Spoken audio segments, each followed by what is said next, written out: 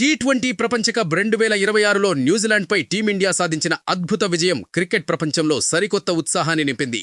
ఈ మెగా టోర్నీలో భారత జట్టు ప్రదర్శించిన తెగువ, సమష్టి కృషి వెరసి చివరకు విజేతగా నిలిచేలా చేశాయి. ముఖ్యంగా ఫైనల్ వంటి హై ప్రెషర్ మ్యాచ్లో ఒత్తిడిని అధిగమించి న్యూజిలాండ్ వంటి పటిష్టమైన జట్టును చిత్తుగా ఓడించడం భారత క్రికెట్ చరిత్రలో ఒక మైలురాయిగా నిలిచిపోతుంది.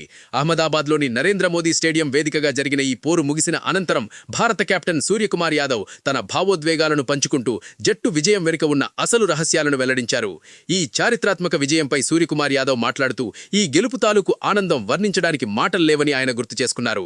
2024 ప్రపంచ కప్ ముగిసిన తర్వాత బీసీసీఐ, జైషా మరియు రోహిత్ శర్మ తనపై ఉంచిన నమ్మకాన్ని నిలబెట్టుకుని ఈ రోజు కప్పును ముద్దాడటం ఒక ప్రత్యేకమైన అనుభూతినిస్తోందని ఆయన వివరించారు. ప్రపంచ కప్ గెలవడమంటే ఏమిటి, ఆ గెలుపు రుచి ఎలా ఉంటుందో కుర్రాళ్లకు వివరించానని, దానిని దృష్టిలో ఉంచుకుని ద్వైపాక్షిక సిరీస్ల నుంచి ఈ మెగా టోర్నీ వరకు ప్రతి ఆటగాడు బాధ్యతగా ఆడారని కొనియాడారు. జట్టులోని ప్రతి ఒక్కరూ ఆ గెలుపు తాలూకు ఆకలిని అర్థం చేసుకుని ముందుకు సాగడం వల్లే ఈ విజయం సాధ్యమైందని ఆయన స్పష్టం చేశారు.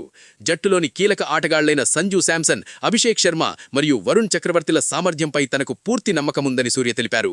వీరంతా మ్యాచ్ విన్నర్లని తనకు తెలుసని, సరైన సమయంలో సంజు రాణించడం, ప్రపంచ స్థాయి ఆటగాళ్లైన వరుణ్ మరియు అభిషేక్ తమ ముద్ర వేయడం అద్భుతమని అభినందించారు. అలాగే జస్ప్రీత్ బుమ్రా, హార్దిక్ పాండ్యా, అక్షర్ పటేల్ వంటి సీనియర్ ఆటగాళ్లు చాలా కాలంగా జట్టులో ఉంటూ సహాయక సిబ్బందితో కలిసి ఒకరికొకరు మద్దతుగా నిలుస్తూ రావటం ఈ విజయానికి ప్రధాన కారణమని సూర్య పేర్కొన్నారు.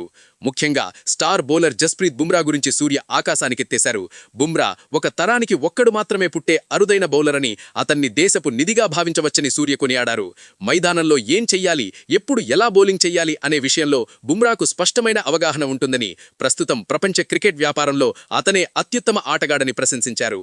గత మ్యాచ్లో సంజు శాంసన్ తన మ్యాన్ ఆఫ్ ది మ్యాచ్ అవార్డును బుమ్రాకు ఇవ్వాలనుకోవడమే అతడి ప్రాధాన్యతను తెలియజేస్తోంది.